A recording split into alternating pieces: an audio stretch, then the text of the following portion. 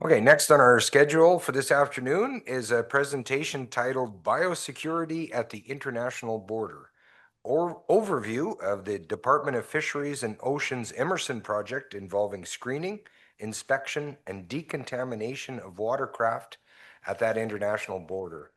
So this, I'd like to welcome Brendan Spearin up to the stage. Thanks, Brendan.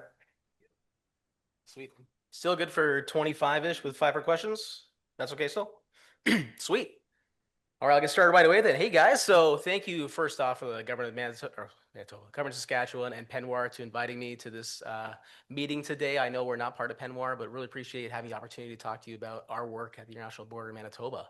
So for the American colleagues in the room, DFO, or Fisheries Oceans Canada, we're like if you put USGS, FWS, and NOAA together, and obviously it works really well. So let's keep going. So next slide, please. I'll be saying next slide a lot, sorry. Does it work now? No. Oh, kind of. There we go. Sweet. So I want to start with a quick story. And this story, of course, starts in beautiful Douglas Lake, North Carolina.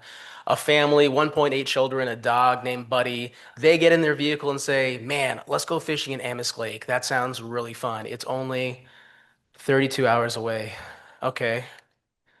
A same family in Wisconsin, a same family now in Nebraska, a same family in Minnesota, another family in North Dakota. They're all heading to Amos Lake this weekend, and the commonality is they're stopping at the Emerson International Port of Entry, where our watercraft inspection team is. And we're going to inspect their watercraft and make sure they're clean, drained, and dried.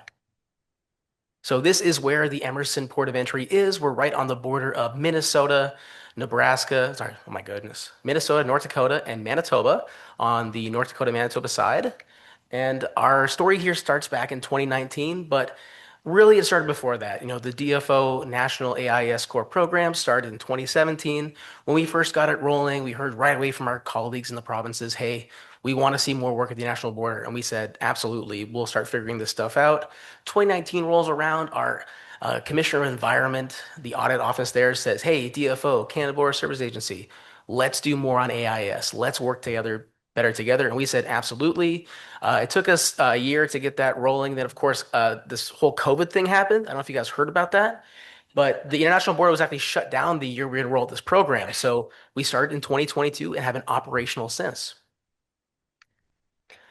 But of course, collaboration is a big theme from this event. We worked with Manitoba, Saskatchewan, Alberta, and learned from them. We're using the Uniform Minimum Protocol and Standards, or UMPS, to train our staff to do decontaminations. We heard that was the way to do it from their programs. We built our data collection form off of that. We're using our protocols. We built them off that. We worked together with all those jurisdictions to make sure our program was super functional. But the big difference, of course, is we're at the international border. So we have CBSA there. So when the DFO team is there, so we're there from May to October, Thursday, Friday, Saturday, Sunday, about 9 to 10 hours a day. When we're there, when boaters pull up, they get asked questions by the Canada Border Services Agency at primary, and then all watercraft are sent over to secondary, where our team does a full inspection, and then also ask some additional questions. And again, common theme, we're doing clean, drain, dry inspections. I will not tell you guys what that means. Just kidding. Clean means free of invasive species, free of aquatic sediment and mud, all that fun stuff. Drain means all your drain plugs are out. That's in your bilge, that's in your ballast. And of course, dry means no standing water. Aquatic creatures need water. Let's get rid of the water. We get rid of the risk.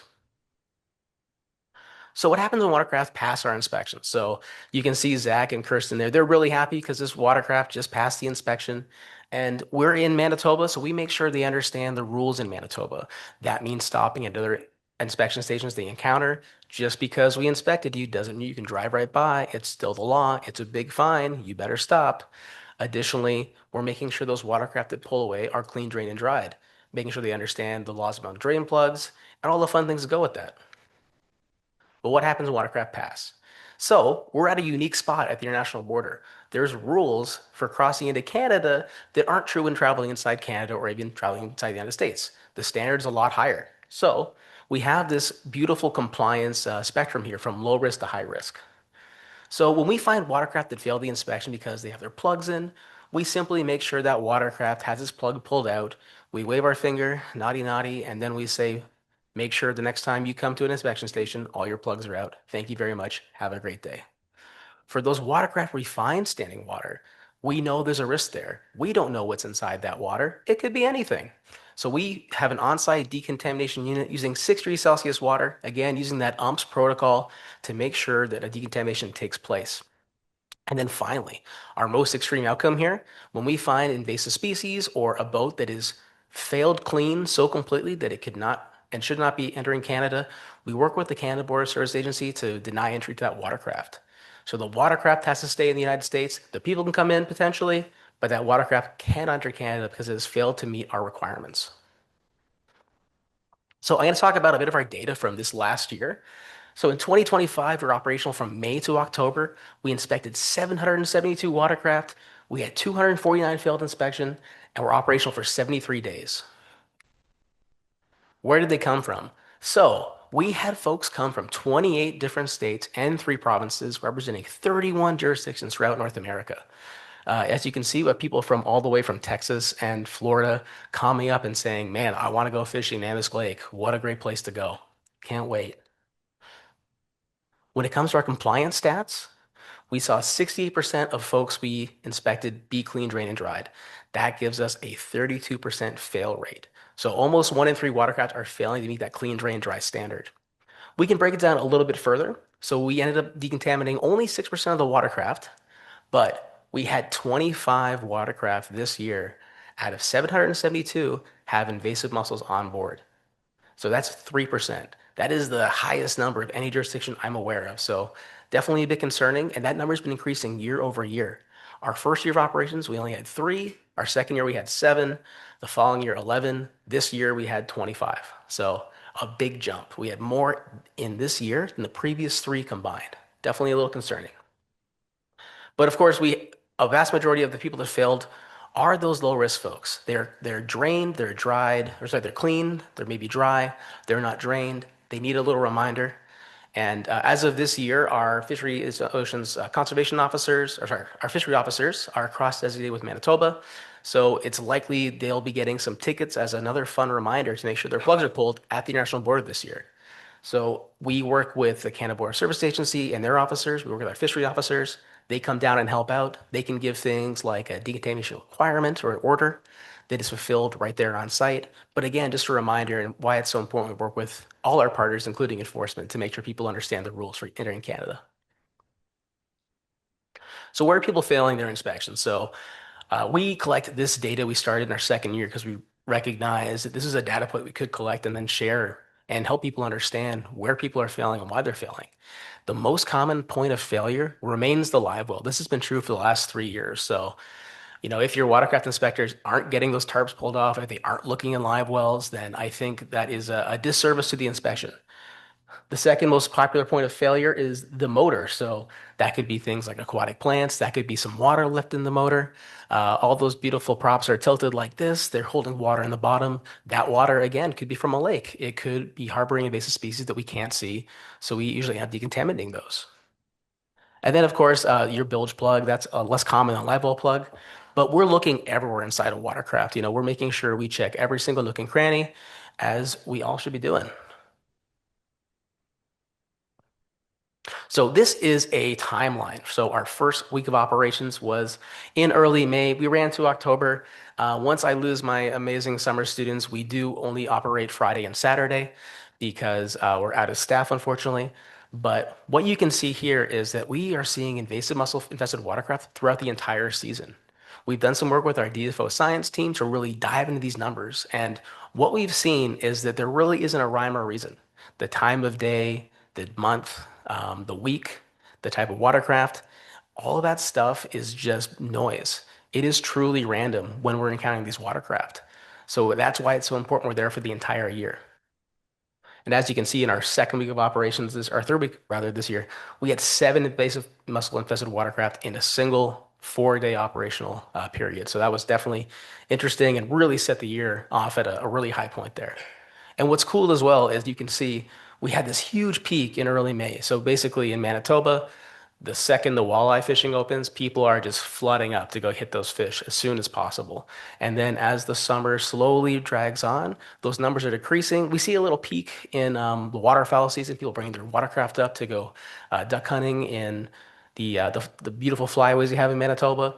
But again, we had that big peak in the early season and it slowly ramps down, which when you're training new staff is actually the best possible way to onboard people is, hey, the busiest time of the year is your second week. Good luck. That 4 days of training is really key. So where did our invasive mussel infested watercraft come from? So of our 25, we had 20 coming from different locations, headed to different water bodies all over the place. So lots of folks headed to central Manitoba, lots of folks headed northwestern Ontario, and lots of folks headed to northwestern Manitoba and northeast Saskatchewan. Where did they come from? So Minnesota and Wisconsin, Nebraska, Missouri, Iowa, North Dakota, these Midwest states remain the number one source of our watercraft we're inspecting at the national border, as well as the number one sources of mussel-infested watercraft. And really interesting, and speaking to some of the things we've heard earlier today, 5 of those watercraft were actually bought in the United States for use in Canada or resale in Canada, and they were fouled. So, people driving to a boat dealer, picking up their new watercraft, coming up the border, not aware that they're actually having invasive mussels on their watercraft, and that's not allowed. So, definitely not ideal. And we have been trying to work with Minnesota as well as North Dakota on this issue and reaching out to their AIS program to see what we can do to get this message out to the boat retailers. So again, where do they come from? Minnesota, Nebraska, Iowa, North Dakota, South Dakota. These are the places folks are coming from. But again, we have 31 jurisdictions all coming up to that one single port of entry. Really interesting. People are traveling a really long way, and they're headed to a couple, again, of really key destinations. Northwestern Manitoba, northeastern Saskatchewan, as well as Lake of the Woods. They remain the hottest destinations for anglers. So we're doing some cool stats as well. So this beautiful map here is from our first year of operations. This is, of course, the least cost distance weighting map. When you tell Google Maps to take you to the chemist or whatever, this is what it does. This is the closest or the shortest route between 2 points, and this is what this looks like. Just shows how far people are coming to come fishing. And again, those stats there. In 2022, the average traveler, the distance between their water body of last launch and their destination water body is 1,300 kilometers or 827 miles. That is quite far. Really cool about this data as well. When you look at the literature, this is really unique. A lot of literature for watercraft inspection, we're talking about short hauls of 200 kilometers plus or minus. Our average is 1,300. So really interesting, really cool. We're working with DFO Science, and they're going to be working on a science publication based on our data, diving into it in a way that I am not educated enough to understand, but I can read. So I'm hoping to get something really good out of that, and that'll hopefully be coming out sometime next year. That was funny, whatever, it's fine. Um, so again, we've been operational for 4 years now.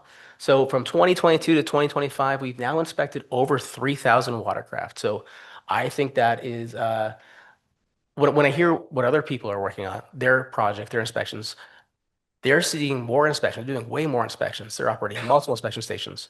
At our one single site, though, over the last 4 years, we've encountered 48 mussel-infested watercraft. Again, that is quite high in comparison to the numbers we've heard today from other programs. So really interesting. As well, our failure rate has shifted over the years, but usually it hovers around 33%. That first year after the pandemic, we had a big spike in noncompliance for whatever reason. So almost 50% of our watercraft were failing the inspection in some way in that first year after the pandemic. What's really interesting too is this idea around repeat clientele. So since our second year of operations, we started asking folks, hey, did we see you last year? Were you inspected by us? Did you pass the inspection? Did you fail the inspection? And that gives us this stat around like, have we seen you before? And did you pass before? And really interesting is that our repeat clientele, their pass rate is actually less than the general population writ large, which is really interesting, a little concerning. You hope the people that you saw last year would be more willing to go. And people often say like, "Oh, I'm ready this year. Like, I'm gonna pass for sure," and then they fail again. And it's just like, okay, like where are we failing you on the education side? Because to me, that means we did something wrong. Like when my staff are talking to you, what were they saying? What does our document say? How can we help you pass this inspection? Because I want that number going up, right? Like I want a 100% pass rate. I know that's likely not possible, but we want to go towards that. So for key takeaways, and I'm going a little fast, it's back on track. You're welcome. Um, but I think the biggest thing here, though, is for key takeaways. Recreational fishing opportunity is driving this traffic. These long haul anglers, they're coming up fishing. We ask what the purpose of the trip is. 87% people say, I'm going fishing. All of these pictures are from Amos Lake, Saskatchewan, Instagram, by the way. People want those big, beautiful pike and trout and everything else. If you've got great angling destinations, people are coming from all over North America to come check them out.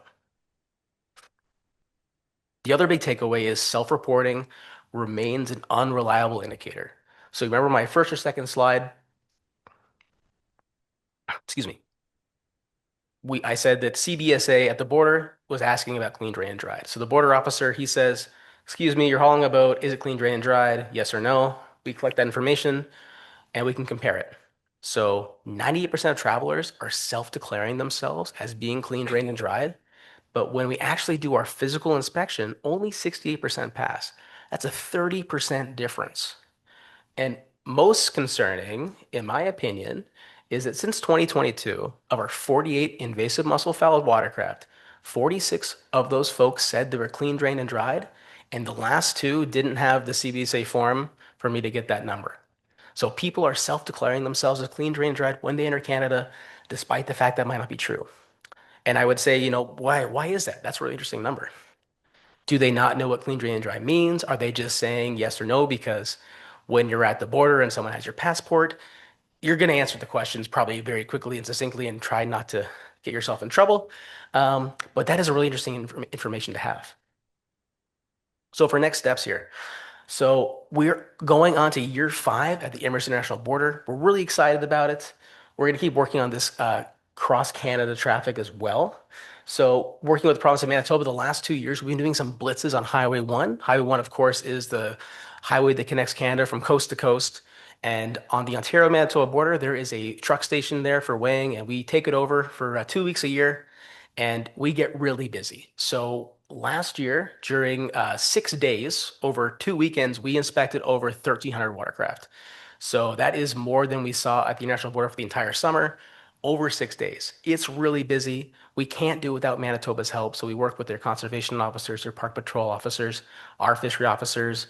We had 2 decon units there last year. We were stopping traffic in both directions. We had sirens and lights going on in both ways, and people drove past us. And it really gives us a glimpse into what's moving across Canada. And we want to continue working on this problem with Manitoba and figure out how we can better address it because we know those boats are headed to Penwar.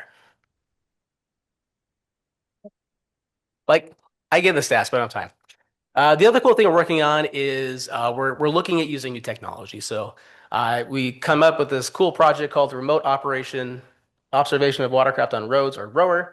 And our idea here is we're going to use some modern technology. So we've got some trail cameras we're going to put on the highway. We're going to take pictures of everything crossing the at the POE, and then feed it into a machine learning AI system. It's going to pull up the boats and then count for us. And what that's going to do is help us understand what are the busiest POEs, where are the boats coming from, and that'll help us understand the risk. It'll help us understand where we can allocate our resources because much like all your programs, we are budget constrained and we need to know where to put what we have. And really exciting that this is going to hopefully be deployed this spring and summer and was mentioned in our departmental plan. So I can also mention it to you guys. All right, with that, I got some time for questions, I think. So please don't email the email in the handout. That's my personal email. I'm not sure how it got in there.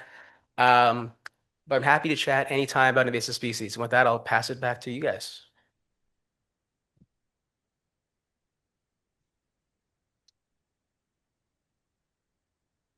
Well, great job, Brendan. Any questions? Yeah, Brandon Hardenbrook with Penware. If when you turn a boat around, deny them entry, who do you notify in the States? Is it CBP or No one. no one? Yep. So this is actually a great question because I've been working for the last 4 years to figure out who I should be talking to. I've talked to folks in the DOI, I've talked to folks in the USGS, I've talked to folks in FWS, I've talked to folks in the States, and no one wants to really take that on. So if you've got a contact, you let me know. Well, I would think the state would want to know. Yeah, that's you know what? It's really interesting. So like I mentioned, when you cross into Canada, there's different standards. The states would prefer me to decontaminate them and let them to their final destination. Unfortunately, I'm not going to do that because you have violated federal law. You cannot enter Canada with invasive species on your watercraft. That is a line that I am not willing to cross. So we send them back and we do notify the states that we did turn around a watercraft. We let their inspections stations know that someone might be coming. And they also get a form as well. So the traveler gets a form that says, here's where your watercraft failed the inspection. They hand it to the state inspection team. The state inspection team does the decontamination, removes the mussels. They show that form to CBSA when they try to re-enter Canada. And if CBSA agrees that it has been done properly, then they're let back in. Okay, so you tell them where the nearest inspection station is on the US side. Absolutely. Yeah, we don't want people to just, Yeah. not understand what to do next. We want to make sure they understand what they have done, how they can remedy it, and how they can re-enter Canada.